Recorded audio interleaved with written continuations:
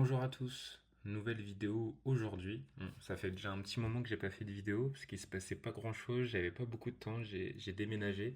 J'ai pas trouvé beaucoup de temps pour tourner de nouvelles vidéos, mais je me suis dit qu'à la rentrée on allait commencer à reprendre des bonnes habitudes, donc me revoilà. Donc vous pouvez voir qu'il s'est pas passé énormément de choses par rapport à mes dernières vidéos. J'ai injecté un peu de liquidité, mais vraiment peu, car malheureusement j'ai dû investir la plupart de mon argent autre part dans d'autres dépenses, que ce soit pour mon logement ou autre. Donc à partir de septembre, là on va essayer de... Bon, surtout à partir d'octobre, parce qu'en septembre aussi j'ai pas mal malheureusement de dépenses.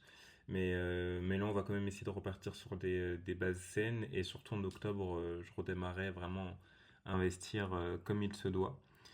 Donc là, je fais une petite vidéo parce que je vais faire un peu de nettoyage. Vu que c'est la rentrée, je me dis, vas-y, je vais faire un peu de nettoyage. Stellantis, ça fait beaucoup de vidéos que je dis que je compte le vendre, je le vends pas, etc. Là, j'ai décidé de le vendre complètement parce que ça fait des mois que ça stagne, voire que ça baisse. De toute façon, mon prix de revient, vous le voyez, il est à 12 euros. Là, ça à 8 euros. Potentiellement, il peut augmenter comme il peut pas remonter, mais bon, là, je suis fatigué un peu d'attendre et de voir. Et surtout que j'ai pas de grosses convictions. Comme je vous l'avais dit, de base, c'est toujours une action que je m'étais dit.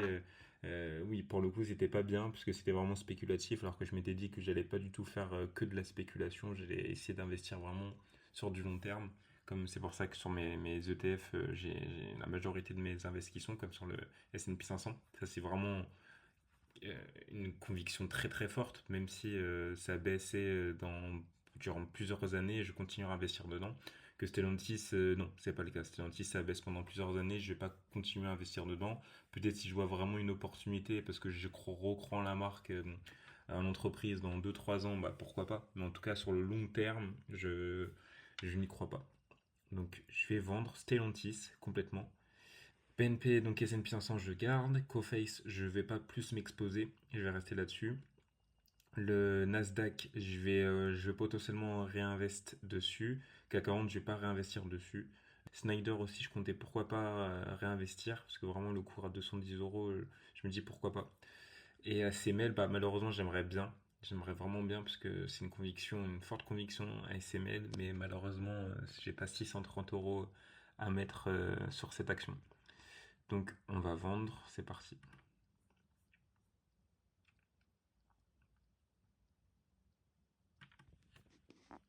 Donc là, de toute façon, des actions de Stellantis, j'en ai 43. Je vais pas placer d'ordre, là, j'ai pas envie de me reprendre la tête. C'est bon. Donc là, l'ordre est en attente, donc c'est normal, hein, parce que le marché, il est fermé. Donc demain matin, ce sera fait. Parce que là, je tourne la vidéo, c'est vrai que j'ai pas précisé, il est 19h, donc forcément, les marchés en France sont fermés. Donc voilà. Ensuite, comme je vous l'ai dit, avec l'argent, donc là logiquement j'aurai à peu près 350 euros. Donc avec, je pense que je rachèterai une action de Schneider. Je rachèterai une action de Schneider. Donc après, je vais voir en fonction de combien ce sera demain matin, mais je pense pas que ça va bouger énormément. Donc il me restera à peu près 140 euros, on va dire 130 euros. Donc avec, je pense que je rachèterai plutôt... s'il n'y a pas trop de frais et que logiquement ça doit le faire, je rachèterai deux actions Nasdaq. Et si je peux pas acheter deux actions Nasdaq, mais logiquement il y aura pas de souci, j'achèterai deux actions Nasdaq. Donc une action Schneider et deux ETF du Nasdaq. Et si je ne sais pas par quel malheur ça ne passe pas, j'achèterai du S&P 500.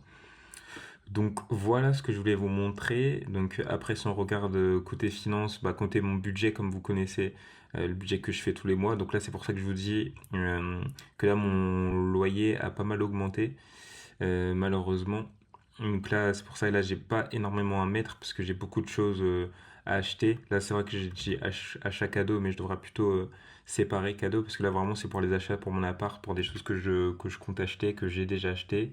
Et pareil, là, j'ai un style de vie qui a un petit peu augmenté. Donc là, le but, ça va être de trouver un meilleur équilibre pour le mois prochain. Donc j'ai pas encore fait mon budget d'octobre, mais je vais le faire pour que j'ai sur cette catégorie-là. Et aussi, j'ai eu beaucoup de vacances.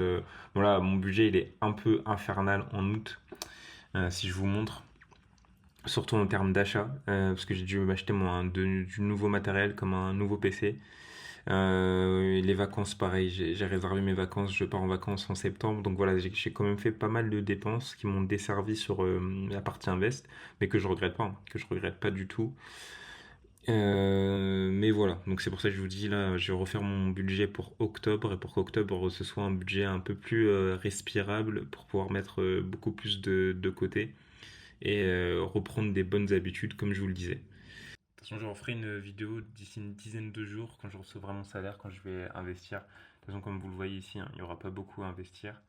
Donc je referai une vidéo, je vous montrerai un peu plus en détail avec mes invests ce que ça donne, parce que là c'est vrai que j'ai un petit souci, mais j'y reviendrai.